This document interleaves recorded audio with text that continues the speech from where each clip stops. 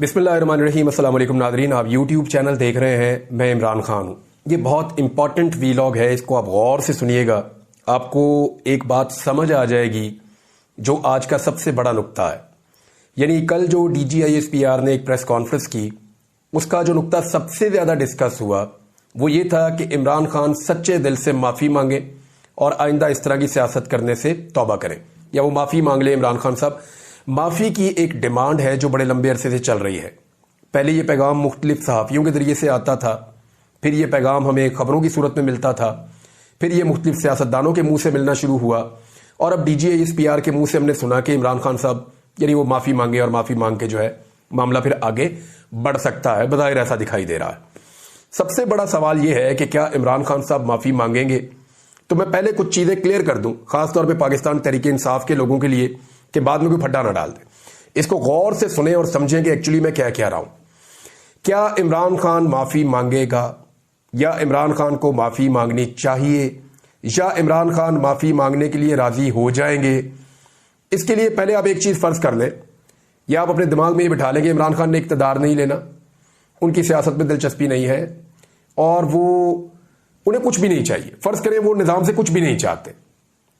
सारी चीज़ें, सारी सियासत, फ़ायदा नुकसान सियासी, वो सारा एक जगह पे आप अलग रख दें। सिर्फ आप इमरान खान की शख्सियत को स्टडी करें, जिसको आप साइकोलॉजिकल एनालिसिस कहते हैं। आप ये देखें कि उनकी ज़हनी कैफियत है क्या, या एक्चुअली इमरान खान क्या है। अगर आपने इमरान खान को समझ लिया तो आपको यह समझ भी आ जाएगी कि यह शख्स माफ़ी मांगेगा या नहीं मांगेगा।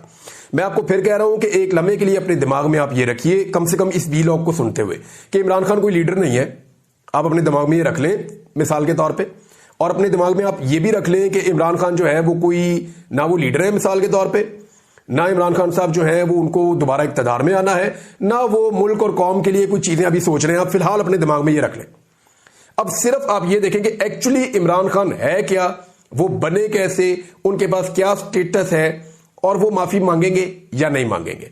आपको समझना बहुत आसान हो जाएगा। ये जो बड़े बड़े स्टेक्स हैं ना, मुल्क, हुब्बुल वतनी, पाकिस्तान के लिए सोच, पाकिस्तान की आवाम का दर्द, ये बहुत बड़ी बड़ी चीज़ें हैं।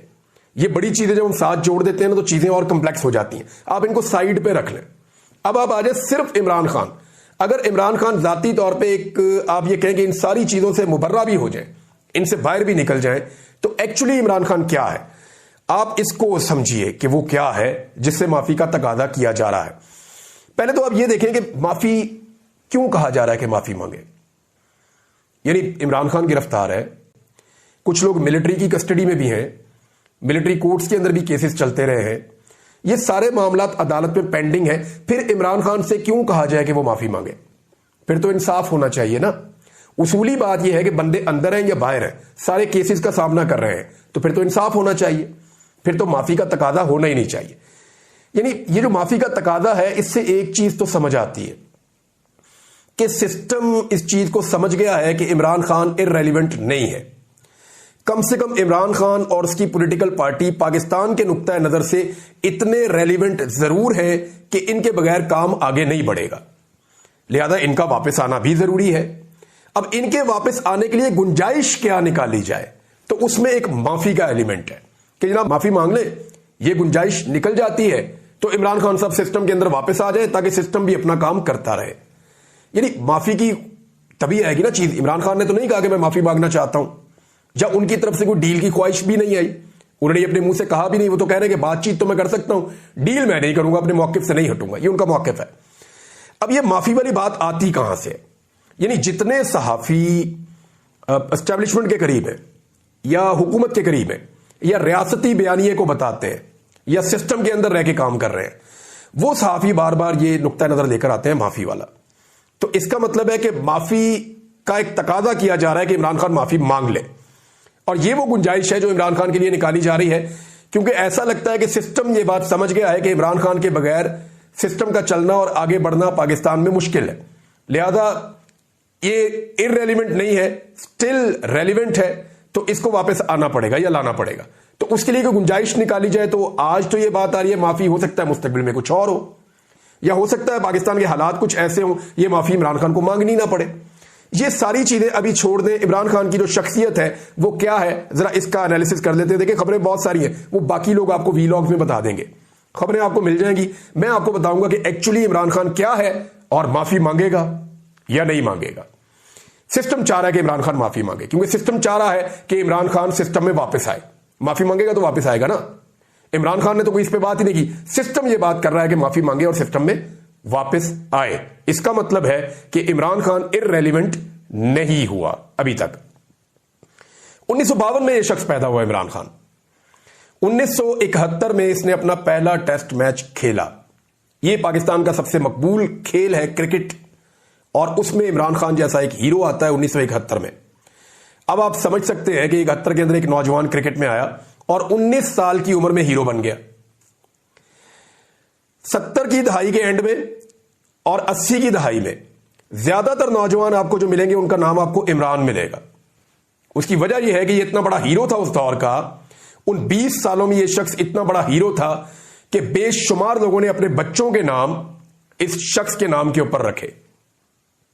ये सब जानते हैं, पाकिस्तान पूरा इसकी गवाही देगा कि इतना बड़ा हीरो कोई नहीं था पाकिस्तान में। सारा मीडिया इसके पीछे होता था, प्रेस जिस जगह पे ये जाता था यही आंख का तारा बनता था। पाकिस्तान से बाहर ये मुफ्त ट्रेवल करता था, पूरी दुनिया के अंदर इसकी दावत देने के लिए लोग पीछे पीछे फिरते थे। यानी उस वक्त जो पीटीवी था उसके लिए बहुत बड़ा ऑनर था कि इमरान खान का वो इंटरव्यू करे। अखबारी नुमाइंदे जो है वो इमरान खान का एक खबर छाप के खुश हो जाते थे। सबसे महंगा पाकिस्तान का जो मॉडल था वो इमरान खान था। पाकिस्तान के किसी फिल्म के हीरो या किसी ड्रामा के हीरो की भी इतनी मकबूलियत नहीं थी जितनी इस शख्स इमरान खान की रही उन 2 दहाइयों में। 1982 में यह पाकिस्तान क्रिकेट टीम का कैप्टन बन गया 10 साल के बाद। यानी 1971 में कौमी टीम में आया, 1982 में कौमी टीम का कैप्टन बन गया और 1992 में 21 साल क्रिकेट खेलने के बाद रिटायर हो गया। यह है जी इमरान खान का करियर। लेकिन जब यह शख्स रिटायर हुआ तो यह वर्ल्ड कप जीत कर रिटायर हुआ। यह पाकिस्तान की तारीख का वाहिद वनडे इंटरनेशनल का वर्ल्ड कप है जो इमरान खान साहब ने जीता। अब इमरान खान ने वर्ल्ड कप का तोहफा कौम को दिया और एक बहुत बड़े स्टार और बहुत बड़े हीरो की तरह रिटायर हुआ।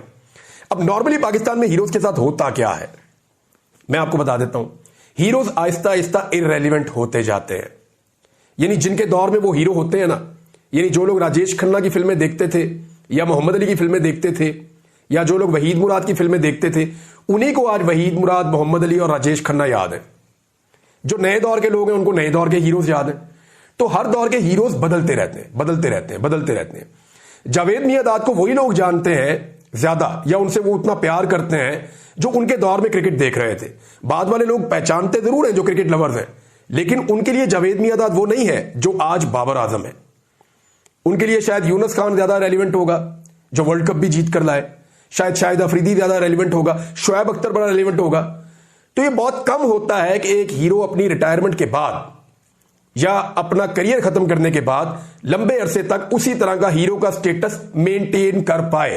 वो नहीं कर पाते हीरोज। बिस्मिल्लाहिर्रहमानिर्रहीम, अस्सलाम वालेकुम नादरीन, आप यूट्यूब चैनल देख रहे हैं, मैं इमरान खान हूं। अब क्या शहबाज शरीफ साहब इतने घिनौने इल्जाम के बाद मैदान में आकर कहेंगे कि डोनाल्ड ट्रंप आप गुमराह कर रहे हैं, आप झूठ बोल रहे हैं, आपकी मालूमात गलत हैं, आप ज्यादती कर रहे हैं? क्या शहबाज शरीफ साहब ये कहेंगे? क्या फील्ड मार्शल ये कहेंगे? नहीं, ये नहीं कहेंगे। ये जुर्रत सिर्फ इमरान खान में थी कि जब साबिका दौरे हुकूमत में डोनाल्ड ट्रंप ने पाकिस्तान के बारे में हर्जा सराई की और पाकिस्तान के बारे में नेगेटिव कमेंटिंग की, तो उस वक्त इमरान खान साहब ने टका के ऊपर नीचे ट्वीट करके डोनाल्ड ट्रंप को जवाब दिया था। और उस जवाब के बाद डोनाल्ड ट्रंप के होश ठिकाने आए थे। फिर जब इमरान खान साहब गए अमेरिका में तो डोनाल्ड ट्रंप ने उस किस्म की कोई हरकत दोबारा नहीं की। ये था इमरान खान जिसको ये पता था कि वो पब्लिक के वोटों से आया, लिहाजा वो जवाब देता था। अब ये सारे एक दूसरे की इंश्योरेंस पॉलिसी हैं और इनकी इंश्योरेंस पॉलिसी और वेंटिलेटर अमेरिका के पास है, लिहाजा ये अमेरिका को जवाब देते हुए डरते हैं।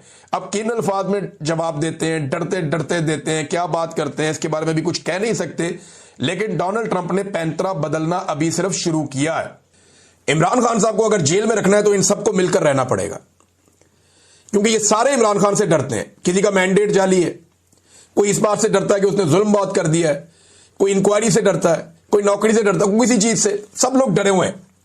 बेशुमार पुलिस वाले शामिल हैं, FIA वाले शामिल हैं, ब्यूरोक्रेट शामिल हैं। जिन जिन लोगों ने 2 नंबरियां की हैं वो डरे हुए हैं, सारे बेनिफिशियरी बहुत ज्यादा हो गए ना इस निजाम के। तो ये सारे एक दूसरे के इंश्योरेंस पॉलिसी हैं। मुझे नहीं लगता ये मामला है, लेकिन और कोई मामला समझ भी नहीं आ रहा। इमरान खान को इतना दीवार के साथ लगाया गया कि इमरान खान साहब ने एस्टेब्लिशमेंट का गिरेबान पकड़ा हुआ है और एस्टेब्लिशमेंट अपने सारे टाउटों को साथ में लाके पूरी कोशिश करके आलमी सपोर्ट लेकर भी इमरान खान के हाथ से अपना गिरेबान नहीं छुड़वा पा रही। और पाकिस्तानी अवाम ने भी एस्टेब्लिशमेंट को दबोचा हुआ है। अब कभी वो आईनी तरमीम करते हैं, कभी वो कुछ और करते हैं, कभी खून बहा देते हैं, लोगों का कत्लेआम करते हैं, चादर और चारदीवारी का तकद्दुस पामाल करते हैं, लीडर को जेल में डालकर 2.25 साल तक ना उसकी तस्वीर बाहर आने दी, ना उसकी वीडियो ना ऑडियो बाहर आने दी। ये इस एस्टेब्लिशमेंट ने किया पाकिस्तानी अवाम के साथ। लेकिन ये खुद बहुत बुरी तरह फंस गई है, बहुत बुरी तरह जकड़ी गई है। जैसा कि बहुत लंबे अरसे से हम आपको बता रहे हैं कि 27वीं आईनी तरमीम जरूर आएगी, क्योंकि 26वीं आईनी तरमीम में अहदाफ पूरे नहीं हुए थे। 26वीं आईनी तरमीम एक बुनियाद रखी गई थी ताकि 27वीं आईनी तरमीम में रुकावट ना आ सके। 26वीं आईनी तरमीम में पाकिस्तान की एस्टेब्लिशमेंट को कुछ सहारों की ज़रूरत थी, और वो सहारे फजलुर रहमान साहब जैसे लोग थे। कुछ लोगों को अगवा करना पड़ा, पकड़ना पड़ा, गिरफ्तार करना पड़ा, तो बड़ी मुश्किलों से उन्होंने अपनी 2/3 अक्सरियत पूरी की थी। और 26वीं आईनी तरमीम इन शराइत के ऊपर की कि कुछ ऐसी चीज़ें हैं जो बड़ी मायूब किस्म की हैं, आइन में ये तरामीम नहीं होनी चाहिए, लिहाजा वो तरामीम जो 26वीं आईनी तरमीम में होनी थी उन्हें रोक लिया गया, और एक 26वीं आईनी तरमीम ऐसी पास की गई जिसके बाद 2/3 अक्सरियत का बंदोबस्त कर लिया गया। जो पाकिस्तान तहरीक इंसाफ की मखसूस नशिस्तें थी उन्हें माले गनीमत की तरह बांट लिया गया, और अब इनके पास 2/3 अक्सरियत मौजूद है। अब ये बड़े आराम से 27वीं आईनी तरमीम ला सकते हैं। अदालतें सो चुकी हैं।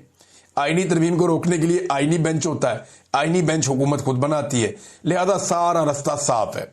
और अब 27वीं आईनी तरमीम, जैसा कि मैंने आपको चंद दिन पहले बताया, कि बिल्कुल आने वाली है, और कोशिश ये की जाएगी कि फील्ड मार्शल आसिम मुनीर साहब की एक्सटेंशन से पहले पहले या उनकी रिटायरमेंट की डेट से पहले पहले 27वीं आईनी तरमीम मंजूर कर ली जाए।